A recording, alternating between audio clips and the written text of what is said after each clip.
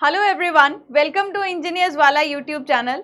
आई hope सब लोग एकदम बढ़िया होंगे। जैसा आप लोग जानते हैं कि हमारे एसएससी जेई एग्जाम के लिए लास्ट 30 डेज रिमेनिंग है और इन लास्ट 30 डेज में आपको क्या चीज़ें करनी चाहिए और किन चीज़ों पर ज़्यादा ध्यान देना चाहिए, आज के सेशन में हम उसके बारे में बात करेंगे। और ये बहुत ही ज़्यादा इंपॉर्टेंट है, किसी भी एग्जाम से पहले हमें किन चीज़ों पर ध्यान देना है कि जिस दिन हम एग्जामिनेशन हॉल में बैठे तो हम ज़्यादा से ज़्यादा क्वेश्चंस अच्छे से अटेम्प्ट कर पाए और हमारी सिलेक्शन हो सके। ठीक है, तो अब हम आज के सेशन में इंपॉर्टेंट बात करेंगे लास्ट 30 डेज में क्या करना है और क्या नहीं करना है। तो सबसे पहली बात मैं ये मानकर चल रही हूँ कि अगर आप लोग एसएससी जेईई का एग्जाम दे रहे हो तो आप लोगों को पता है कि 50 मार्क्स का हमारा उसमें रीजनिंग पूछा जाता है और 50 मार्क्स की जो रीजनिंग है ये आपको सिलेक्शन दिलवाने में बहुत ज़्यादा हेल्प करती है। तो सबसे पहले मैं बात करूंगी आपके साथ रीजनिंग सब्जेक्ट की। ध्यान से देखिएगा, अब मैं मानकर चल रही हूँ कि आप लोगों ने रीजनिंग को डेली 1 आवर आप प्रैक्टिस कर रहे हो। देखिए, एक इंपॉर्टेंट चीज यहाँ पर ये है कि ये वाला जो सेशन है, जितने भी ब्रांच यहाँ पर सिविल, इलेक्ट्रिकल, मैकेनिकल, आप तीनों के लिए ये हेल्पफुल होने वाला है, क्योंकि जो मैं पॉइंट्स आपको मैं बताऊंगी आज के इस सेशन में, अगर आप उन चीजों को अप्लाई करोगे तो अपने आप में आपको इंप्रूवमेंट नजर आएगी। और इंप्रूवमेंट अगर नजर आई तो जरूर मुझे कमेंट सेक्शन में बताना।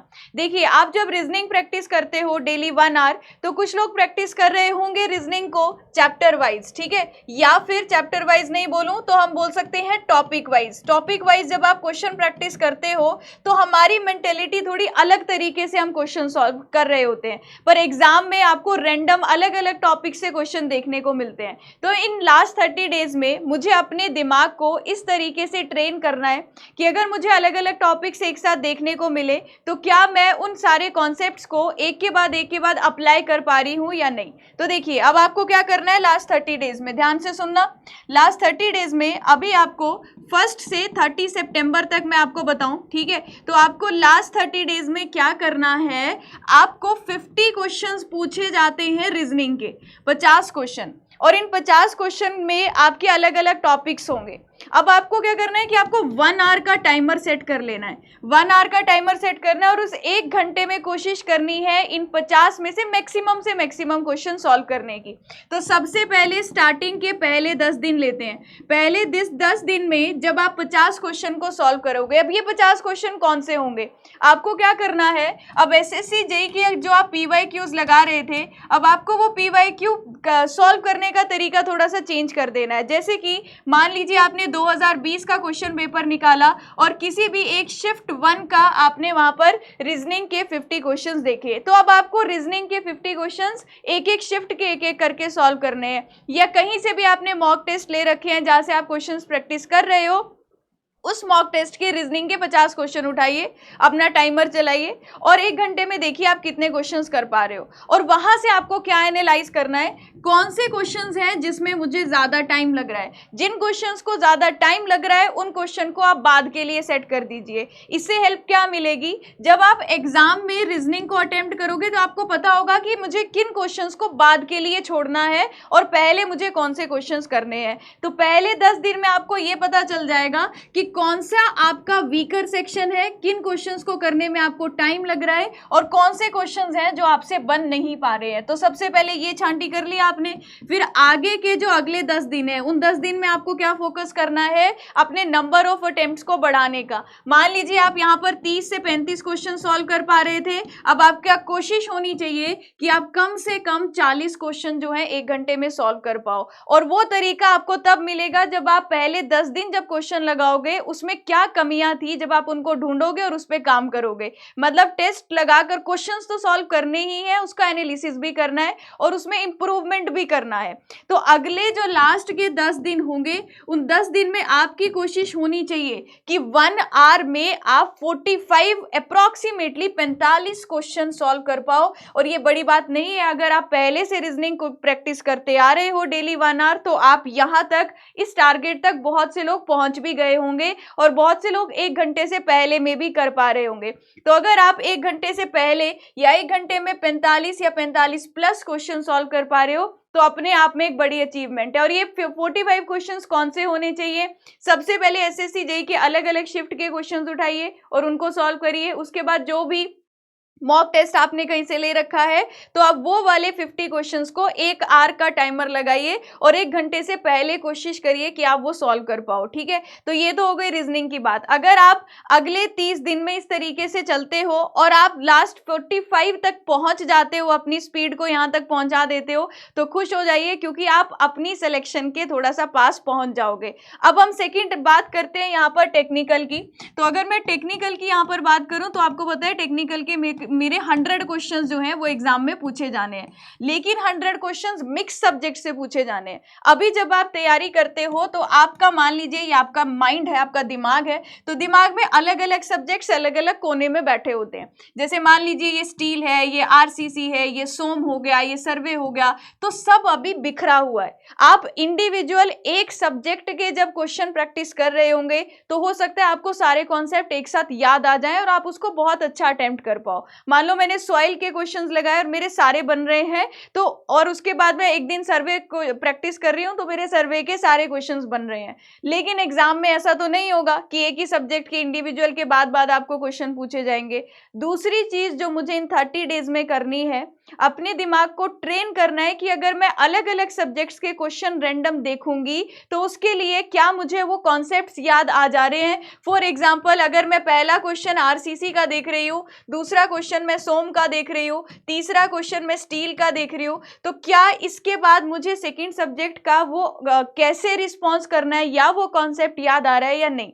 तो अब क्योंकि एग्जाम में इसी तरीके का पैटर्न है, तो मुझे अपने दिमाग को इन सारे सब्जेक्ट्स के लिए एक साथ डील करने के लिए क्या बनाना है, उसको मतलब ट्रेन करना है कि वो उस टाइम पर एक अच्छा परफॉर्म कर पाए। अब मैं 30 दिन वही करूंगी जो हमारा एग्जामिनेशन हॉल में हमें वहां पर परफॉर्म करना है। तो अब आपको क्या करना है, सबसे पहले आप स्टार्टिंग के 15 दिन लीजिए। 15 दिन में आप एटलीस्ट 5 फुल लेंथ टेस्ट दीजिए, और फुल लेंथ अभी मैं टेक्निकल की बात कर रही हूँ, मतलब आपको 100 क्वेश्चंस अटेम्प्ट करने हैं। अभी तक अगर आपका तरीका एसएससी जेईई पीवाईक्यू को सॉल्व करने का चैप्टर वाइज था या सब्जेक्ट वाइज था, उसको थोड़ा सा अपडेट कर दीजिए और उसको आप किस तरीके से करिए। एसएससी जेईई का आपने 2020 का क्वेश्चन पेपर निकाला, किसी एक शिफ्ट का क्वेश्चन निकाला, 100 टेक्निकल क्वेश्चंस आपने देखे और उन 100 टेक्निकल क्वेश्चन को सॉल्व करिए, ठीक है। किसी और शिफ्ट का निकाला, 100 को सॉल्व कीजिए। इससे क्या होगा, आपके बहुत सारे मल्टीपल सब्जेक्ट्स रिवाइज हो पाएंगे, और मल्टीपल सब्जेक्ट्स में कुछ सब्जेक्ट अगर आपने स्किप किए हैं या कुछ टॉपिक्स आपने स्किप किए हैं, उन टॉपिक्स से जो सवाल आए हैं उसका भी बेसिक आइडिया मिल जाएगा। मतलब कि जो आपने छोड़ा है और वो पेपर में आया है, अगर इस बार भी पेपर में उससे बेसिक कुछ पूछा गया तो आप वो भी अटेम्प्ट कर पाओगे, ठीक है। तो आपको स्टार्टिंग के 15 दिन में एटलीस्ट 5 फुल लेंथ टेस्ट देने हैं। 5 फुल लेंथ टेस्ट को आप पीवाईक्यूज भी कर सकते हो, लेकिन पीवाईक्यूज कैसे करने हैं उसका तरीका अब आपको बदलना है। 2020 के सारे शिफ्ट लगा दीजिए, 2022 में जितने क्वेश्चन अलग अलग शिफ्ट में एग्जाम हुआ था, उन एग्जाम की उस शिफ्ट का पूरा आपको सॉल्व करने बैठना है। चैप्टर वाइज या सब्जेक्ट वाइज अब पीवाईक्यूज नहीं लगाने हैं। अच्छा, इन 15 दिन में आप 5 दिन तो फुल लेंथ लगा रहे हो, इसके अलावा जो बाकी के 10 दिन बचे हैं, उन 10 दिन में आप कैसे रिवीजन करो कि आपके सारे सब्जेक्ट्स रिवाइज हो जाएं, अलग अलग कॉन्सेप्ट्स रिवाइज करने। तो इन 10 दिन में आपको क्या करना है, बस एक एग्जांपल बता रही हूं, अगर आप किसी और ब्रांच से हैं तो अपनी ब्रांच से इसको रिलेट कर लेना। ये 10 दिन है, मैंने फर्स्ट डे उठाया, पहला दिन, तो पहले दिन में मैंने एक सब्जेक्ट नहीं रिवाइज करना है। पहले दिन में मैंने क्या किया, मान लीजिए मैंने सोम उठाया, मान लीजिए मैंने दूसरा सब्जेक्ट सर्वे उठाया और तीसरा मैंने आरसीसी उठाया। मैंने 3 सब्जेक्ट्स उठाए और इनको अगर मुझे रिवाइज करना है, अगर मेरे पास शॉर्ट नोट्स है, मेरा बहुत टाइम बच जाएगा रिवीजन में, तो मैंने एक शॉर्ट नोट्स को नजर मार सकती हूँ। दूसरी चीज मैं क्या कर सकती हूँ, सोम, सर्वे और आरसीसी, इनके प्रीवियस ईयर क्वेश्चंस उठाऊंगी। इसके 4 चैप्टर कर लिए, इसके फर्स्ट 4 चैप्टर, इसके फर्स्ट 4 चैप्टर, पिछले 5 से 10 सालों के प्रीवियस ईयर क्वेश्चन लगाओ, इसके इनिशियल के 4, इसके इनिशियल 4, इसके इनिशियल 4, और इसके साथ एक और सब्जेक्ट ऐड कर सकते हो। ऐसे क्या होगा, एक दिन में आप 4 सब्जेक्ट के 4 चैप्टर, यानी कि इतने सारे कॉन्सेप्ट्स रिवाइज कर पा रहे हो। तो एक ही दिन में आपके दिमाग में अलग अलग सब्जेक्ट्स के अलग अलग चैप्टर्स घूमने लग जाएंगे, और ये होना भी चाहिए कि आपको डील करना है अलग अलग क्वेश्चंस के साथ। आई होप आप लोग समझ पा रहे होंगे, क्योंकि अगर एग्जाम में आप उसी थॉट से जाते हो कि आज मैंने एक सब्जेक्ट पढ़ा था एग्जाम में, आज मान लो मैंने बीएमसी रिवाइज किया, एक हफ्ते बाद या 10 दिन बाद फिर से बीएमसी देखूंगी, आधी चीजें भूल गई होंगी। तो मुझे क्या करना है, अब रैंडम अलग अलग सब्जेक्ट्स को रिवीजन करना है, लेकिन एक साथ, ठीक है। तो वैसे ही अब मैंने सेकेंड डे उठाया, सेकेंड डे में अगले 4 सब्जेक्ट्स थे, इसके जो 4 चैप्टर्स रिमेनिंग थे वो किए, और किन्हीं 2 अलग सब्जेक्ट्स के फिर से 4 चैप्टर उठाए और उनके सिर्फ प्रीवियस ईयर क्वेश्चंस लगाए। तो ये बाकी के जो 10 दिन है इसमें रिवीजन भी कैसे करनी है, एक दिन में एक सब्जेक्ट की बजाय आप 3-4 सब्जेक्ट उठाइए और उसके कुछ चैप्टर्स को रिवाइज करिए एक दिन में, इससे आपके बहुत सारे चैप्टर्स रिवाइज हो जाएंगे, ठीक है। अब आपने पहले 15 दिन में सिर्फ 5 फुल लेंथ देने हैं, लेकिन जरूर देने हैं। इससे आपको पता चल जाएगा पहली बात, कौन से सेक्शन आपका वीक है, न्यूमेरिकल में कितना टाइम लग रहा है, कौन से टॉपिक्स हैं जिसमें आपको टाइम लगकर क्वेश्चन सॉल्व हो पा रहे हैं या ज्यादा सोचना पड़ रहा है, तो आप उनको बाद के लिए सोचिए, मतलब बाद के लिए छोड़िए। आपको ये भी पता होना चाहिए कि एग्जामिनेशन हॉल में जब ये सवाल आएगा तो मुझे इसको स्किप करना है क्योंकि ये टाइम लेता है। वो कैसे पता चलेगा, जब आप क्वेश्चंस अटेम्प्ट करोगे ज्यादा से ज्यादा, ठीक है।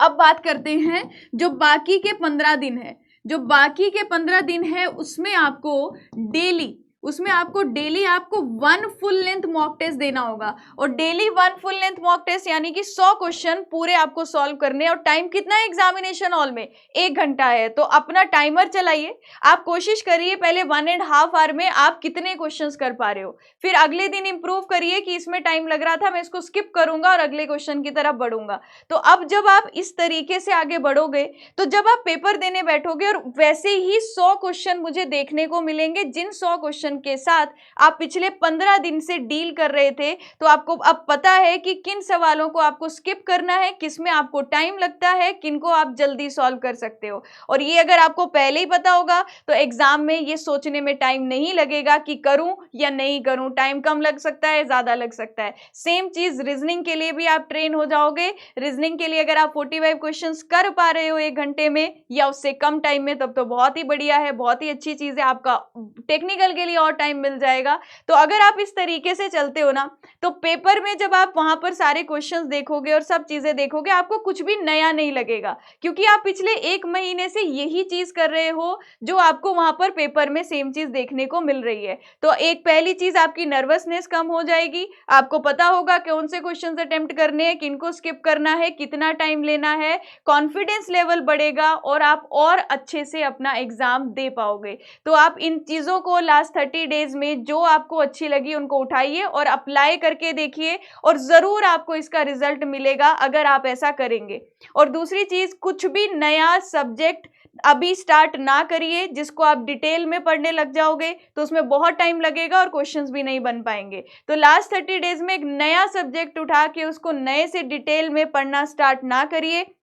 अगर आपको करना भी है कुछ ऐसा, तो नए सब्जेक्ट का सिर्फ आपको, अगर आप ये 100 क्वेश्चंस फुल लेंथ के लगाओगे, प्रीवियस ईयर क्वेश्चंस जो मैंने आपको बताए, एसएससी जेईई का प्रीवियस ईयर क्वेश्चंस उठाइए, 100 क्वेश्चंस लगाइए, वहां से जो बेसिक क्वेश्चंस उस सब्जेक्ट के पूछे गए हैं, वो बेसिक नॉलेज आपको उस सब्जेक्ट की होनी चाहिए। क्योंकि अगर आप अभी 10 दिन किसी एक सब्जेक्ट को दे देते हो, ना ही उसके बारे में बहुत ज्यादा चीजें सीख पाओगे और ना ही बहुत सारे क्वेश्चंस अटेम्प्ट हो पाएंगे, उल्टा 10 दिन का टाइम भी जो है वो आपका निकल जाएगा हाथ से। तो इन 30 दिन को अपना अच्छे से अच्छा यूटिलाइज कीजिए, क्योंकि ये आपके पास एक बहुत ही बढ़िया मौका है आपकी नौकरी पाने के लिए। तो आप इन चीजों को अपने आप परफॉर्म करके देखिए और कमेंट सेक्शन में जरूर बताना अगर आप लोगों को अपने आप में इंप्रूवमेंट नजर आती है, अगर आप इस तरीके से अगले 30 दिन में प्रैक्टिस करते हो। इसी तरीके के गाइडेंस सेशन में हम लोग इंजीनियर्स वाला चैनल पर मिलते रहेंगे। आप सभी को ऑल द वेरी बेस्ट, आप सभी के एग्जाम के लिए अच्छे से तैयारी करिए और जरूर आप लोगों का सिलेक्शन होगा। अभी के सेशन को मैं यहीं पर एंड करती हूँ। Thank you everyone, till then all the very best for your exams.